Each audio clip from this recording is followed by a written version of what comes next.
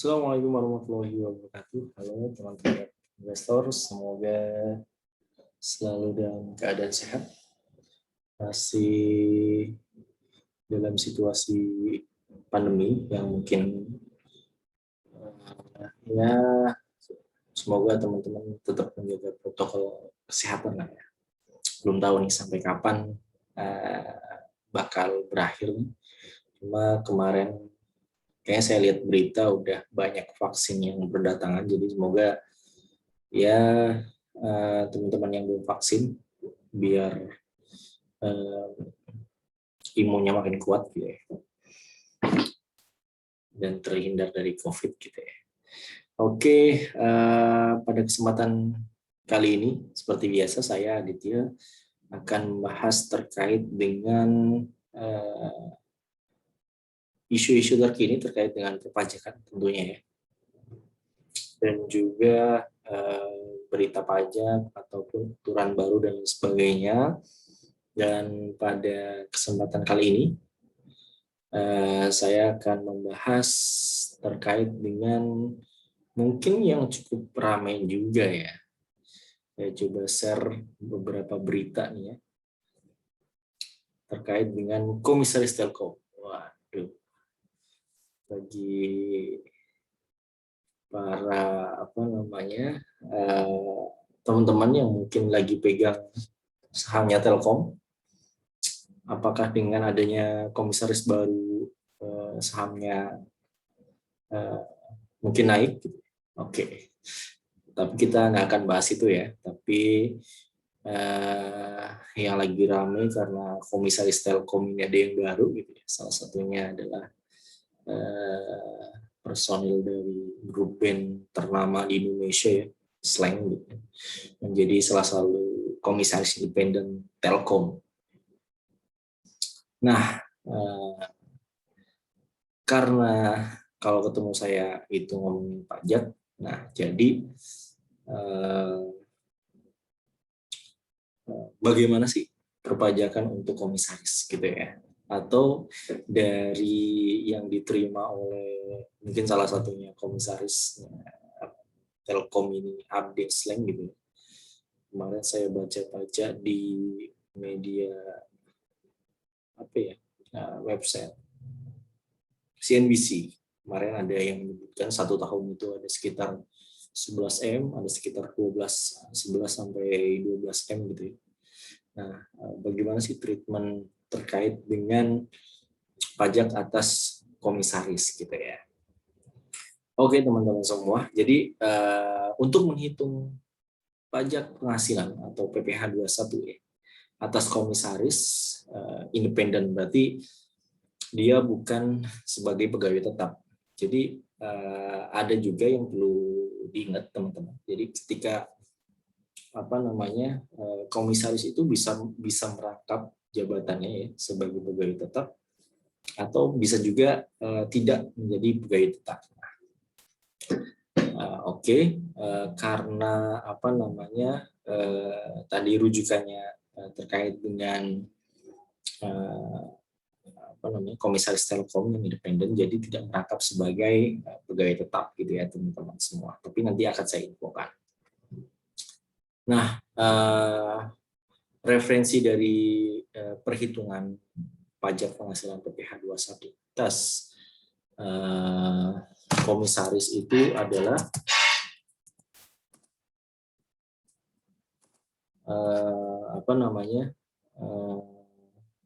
di Peraturan Direktorat Jenderal Pajak ya, Perdisjen nomor 16 tahun 2016 teman-teman semua. Jadi di situ disebutkan ya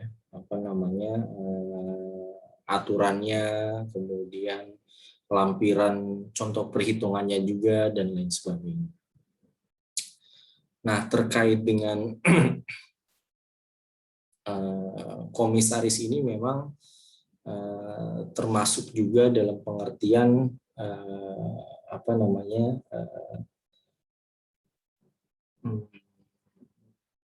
seseorang yang mendapatkan penghasilan. Biasanya kalau komisaris itu kan sebagai apa ya namanya, honorarium ya biasanya ya teman-teman semua ya. Jadi terkait dengan perhitungan komisaris ini,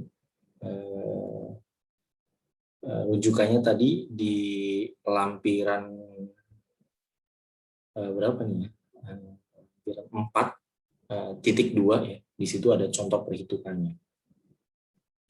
Jadi untuk menghitung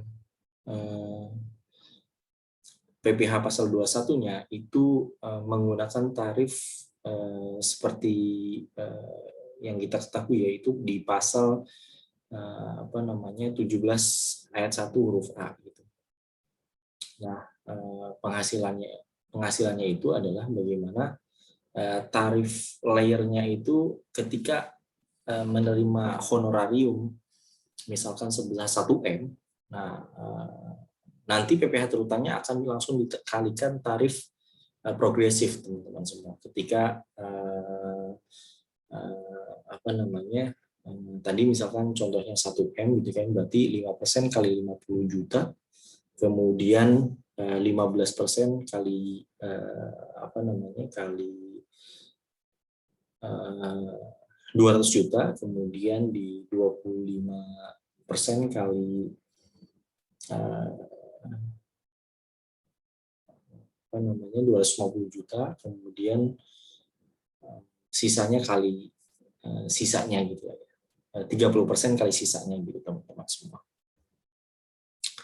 Nah, itu ada di Undang-Undang Pajak Penghasilan pasal 17 ayat 1B, 1A ya. Ini saya coba share screen gitu ya.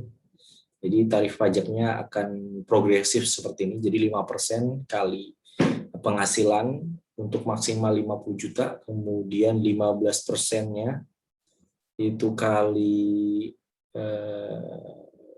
dari penghasilan 50 sampai 250 gitu ya. Kemudian untuk 25%-nya sampai 500 berarti tadi 250.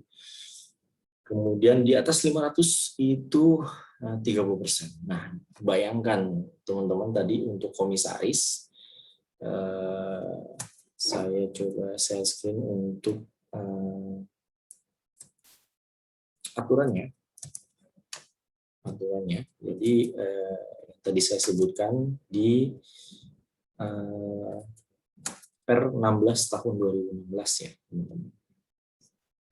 Jadi di sini misalkan contohnya Aulia Rais adalah seorang komisaris di PT Media Primatama yang bukan sebagai pegawai tetap. Kemudian dalam tahun 2016 gitu ya, itu menerima honorarium.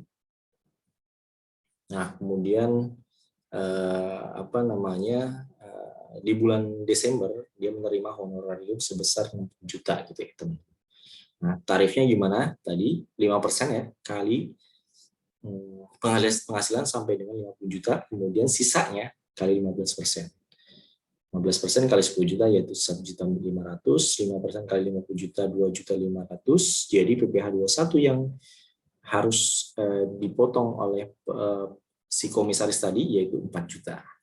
Nah, apabila dalam satu tahun kalender itu biasanya Januari, Desember gitulah ya, dibayarkan penghasilannya lebih dari 1 kali, maka PPh 21 atas pembayaran yang bersangkutan itu dihitung menerapkan tarif pasal 17.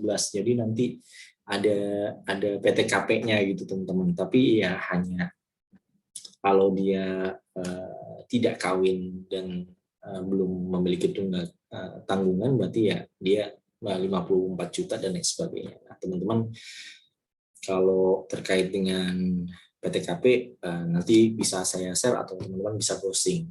Yang jelas ketika komisaris itu menerima honorarnya lebih dari 1 kali, maka akan di treatment ya PPh 21-nya seperti pegawai tetap gitu teman-teman. Nah, itu mungkin yang bisa saya sampaikan terkait dengan berapa sih pajak penghasilan untuk komisaris. Oke, terima kasih dari saya.